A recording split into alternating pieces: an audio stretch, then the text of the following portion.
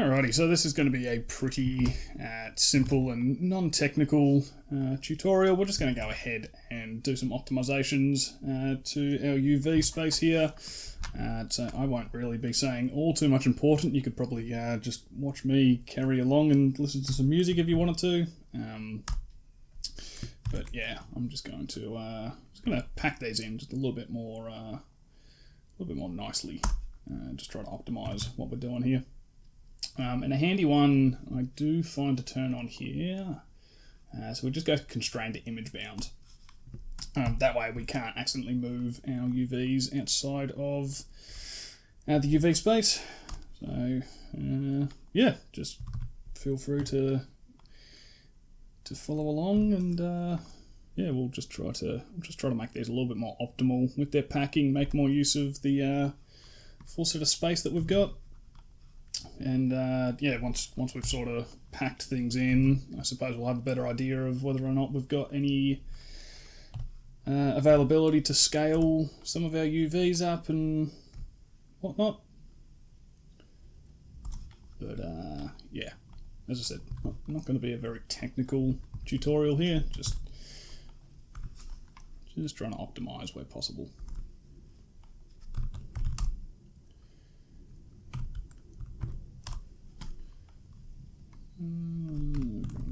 Oops.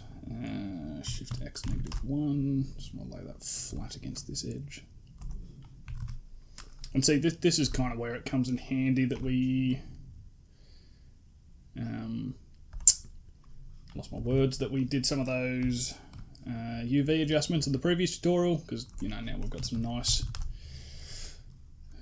flat edges that we can sort of push everything up against. It sort of just makes everything make a little bit more sense. Because I think the automatic packer did an okay job, but I don't. Oh, jeez. It's because I need to scale it inside the UV space. But I definitely think there's, I think a lot of these can probably be scaled up a bit as well. We're probably not utilizing the Texel density as great as possible.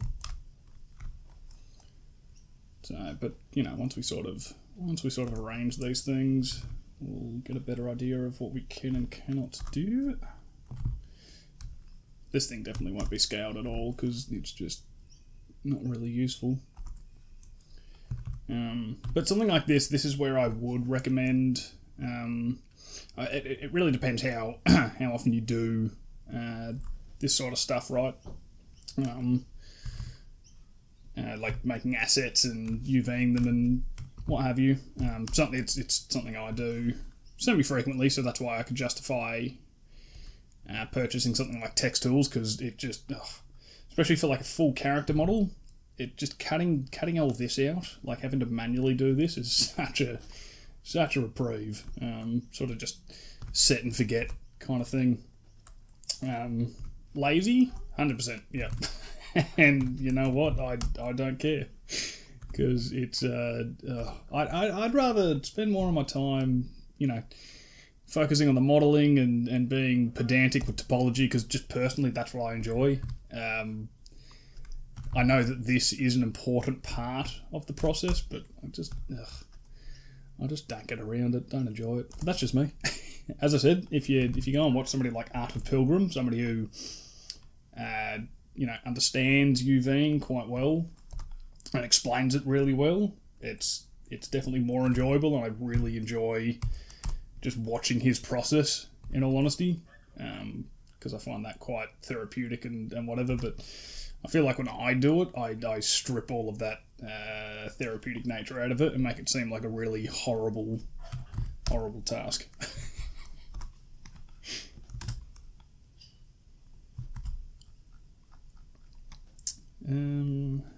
So let's put this down here. But I mean, this isn't too bad, right? Like we're just going to disable the constraint just so I can move these a bit closer. But I mean, like this part isn't too bad. Like this is pretty simple what we're doing right now. It's oops, I used to have that bound to constrain. Offset it just a little bit from the edge.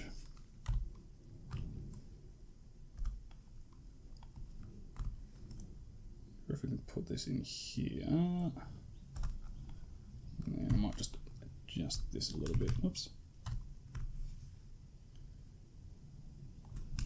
Actually, what if I just... No, I'm just going to assign this to my quick favorites just so I can quickly toggle that on and off without having to do it manually. Through the menus, not manually. Move that there. That shouldn't really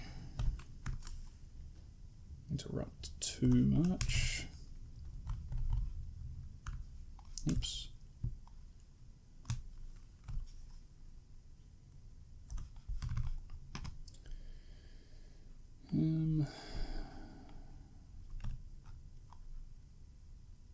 Some of these UVs definitely aren't great, like something like this probably isn't amazing, and I don't actually know where I'd want to put something like that just yet.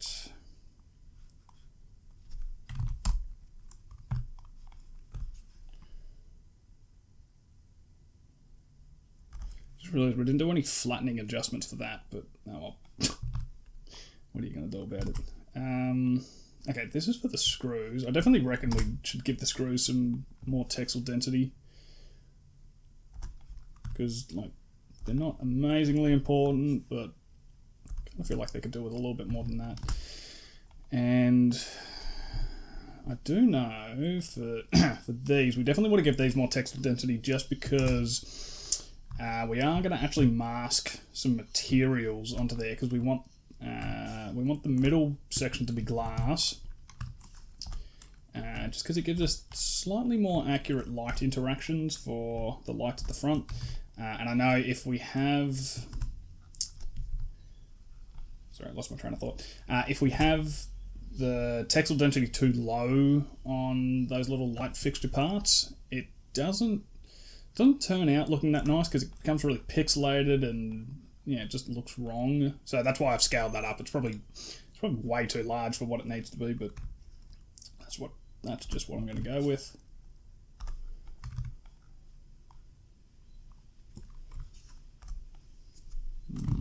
Rotate this and just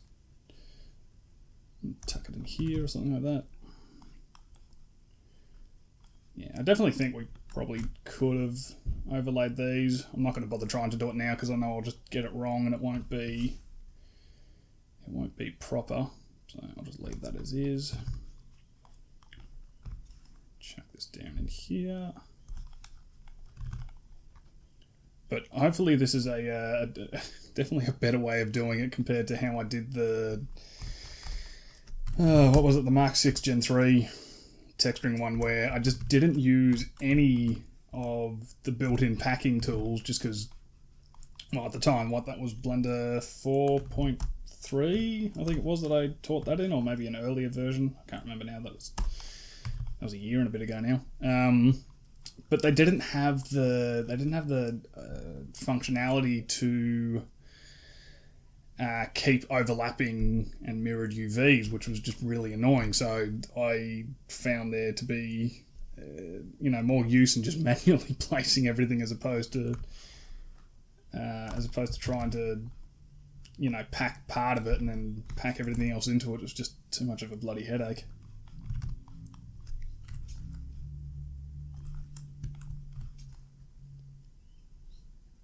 But this is much, much nicer. I don't want to pack everything all too close to itself, because I'm looking at this, there's a lot of dead space here. So I definitely think there's capacity for us to uniformly scale everything up, which is nice, because a packing algorithm is only so good. You've always sort of got to use a little bit of your own intuition, I suppose. But yeah, there is so much dead space here. So I reckon we've definitely got capacity to just uniformly scale things. So even these, I've tried to pack them in tightly together. And I'm not really worried about the smaller UV islands, because we can always figure out what's overlapping, and we can always scale the smaller ones down later again.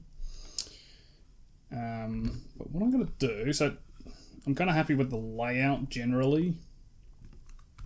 But I'm just sort of going to space them out from one another a bit, because what we're going to do, try to push them away from the edges where possible. Because what we're going to do is we're just going to scale everything up a little bit.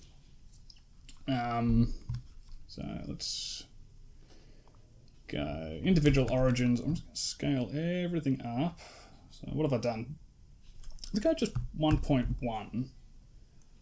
Maybe. That looks a little bit more robust. I know everything's now overlapping again, so we'll have to adjust a bunch of stuff. But I kind of feel like... Because what, that gives us an extra 10% if we do 1.1. Actually, sorry, hang on. I do not want to scale... stuff it. We can scale the underside of the helmet up. I don't really think it takes up too much space, but if we have more capacity to scale things, I might just move it off the UV sheet at the moment because I don't feel like it's going to be problematic to pack. Actually, no, that's a bad idea, because then I definitely will... I'll definitely pack everything in, come back to it and be like, this does not fit. Move this up. Oops. Hide it, unhide it. Move this across. I need to move this up a bit to the right.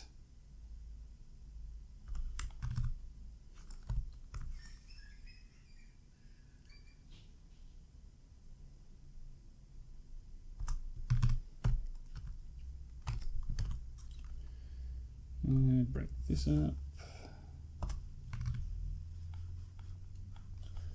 And I know this is getting a bit problematic.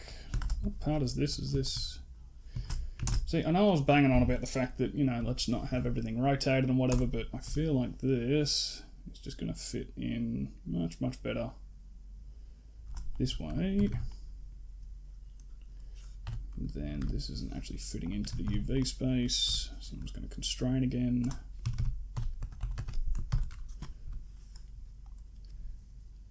Just going to turn the constraints off. Let's rotate this down, scale X -1. I think that should work a little bit better. Oops, hide, unhide.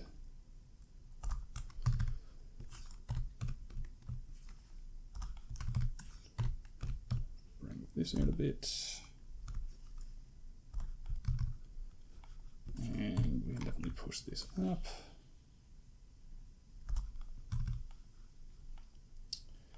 And then this is not fitting inside, so I'm just going to go constrain, just press G, and that will automatically sort of push it to where it needs to be. And I'm just going to drag this back so that fits, and then these are overlapping again. Move this up.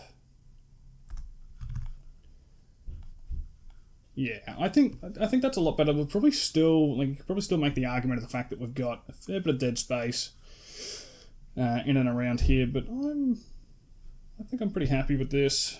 We'll just obviously adjust all of this stuff down here. I'm just going to unhide this, and I might just push this up into this top right hand corner. Put that there. And you know what, we've got the capacity for it, so I'm just going to scale that up just a little bit because it's already undersized as it stands.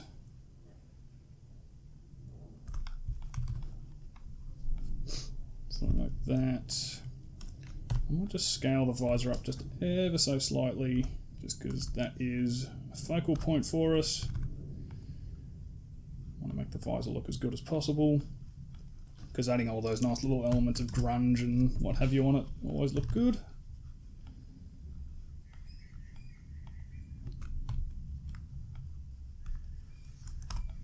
And you know what, I might just start to throw these things around. There's no need to pack it all in at the bottom like I've done. Kind of looks cool, but it's not really functional. I'm just going to grab all of the screws. And I definitely want to give these more texel density as well. Scale these up. I know this breaks the mold of what we were doing with you know, keeping it all averaged and what have you, but I think we're pretty okay to be able to scale it up a bit. And even this module on the top here, so I'm just going to L select and change it to normal, so it selects the whole thing. I reckon all round we can probably, I'm going to go scale 1.2. Just give it a little bit more texel density. It's not going to, like, it's not perfectly averaged anymore, right? But I think we can definitely get away with giving it a little bit more texel density there. Pack that up there, and then rotate the. I'm trying to rotate on individual origins. I need to go bounding box, rotate 90. Put those there. This is that middle piece. I'm just going to chuck this down over to the side. Chuck this up here. Even this, I might just go S.1.5.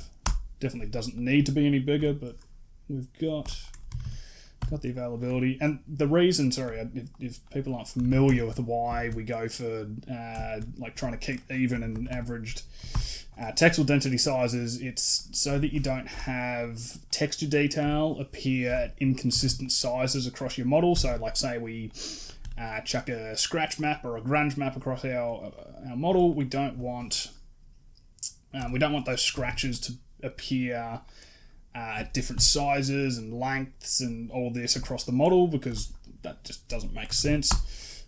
So we average them all out so that it's uniform, it looks consistent, and you know, it makes the whole thing more grounded and believable as being a real asset. Pack those on top of each other. Oops. Hide it, unhide it.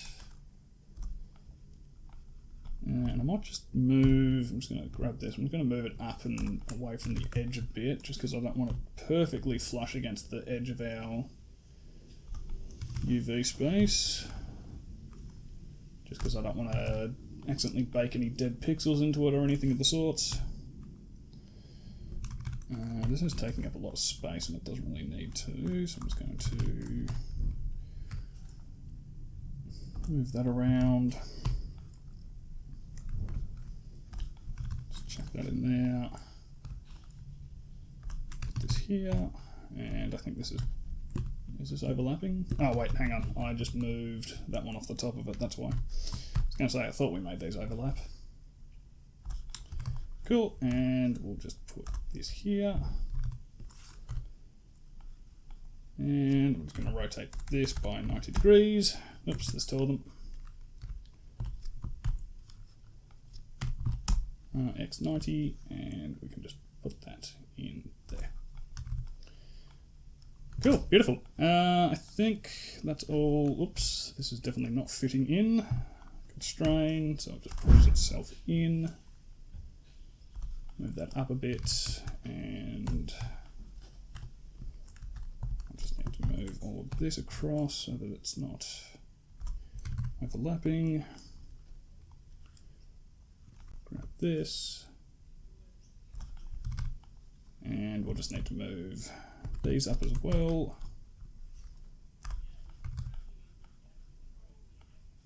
Just like that. All right, cool. So I think that constrains everything inside of our UVs.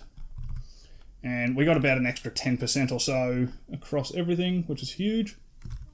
So yeah, there we go. Those are some more optimized UVs for you, and we can get into doing some texture baking.